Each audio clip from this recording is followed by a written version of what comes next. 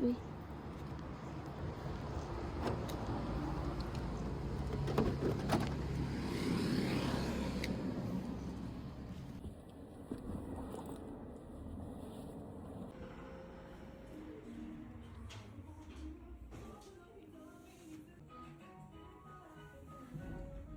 Nasa labas kami kasi binilan ako ng tita ko ng case ng cellphone. Eto.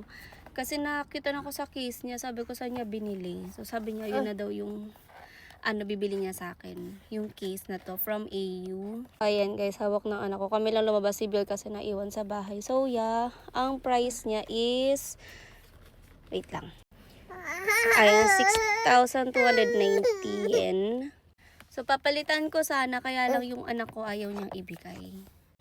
Ayan, hawak-hawak. Ayaw niya sa car seat kasi saglit lang din kami and malapit lang din naman kami dito sa AU.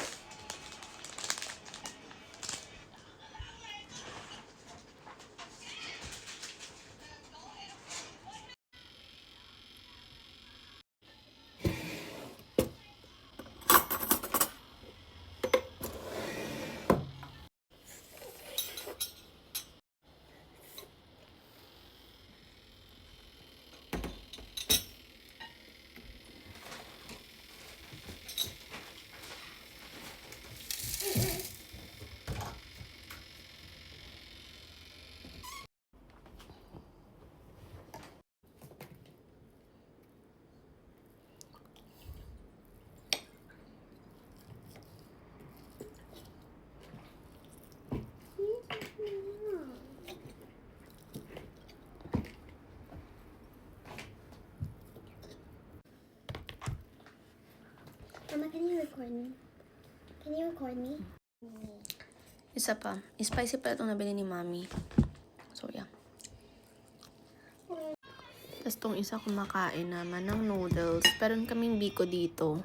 Tapos, yung pansit na tira. Ayan. Meron pa kaming natirang pansit dito. Tsaka biko. Guys, nasa kwarto na kami. And it's already 7:57 na. Dapat matutulog na to si Unji. Pero hindi pa siya natutulog dahil busy pa siya manggulo. But anyway, may papakita ko sa inyo. May dala dito si Otchang. Ayan. Pasalubong niya to kay Biol. Actually, pang 2 beses niya nang dala yan. Yung isa, nilagay ko na dun sa bagahe. And then, ayan. Awan ko, di makinakain ni Biol eh. So, lalagay ko na lang ulit yan dun sa maleta. Iuwi ko sa Pilipinas kasi bibigay ko sa mga pinsan ko.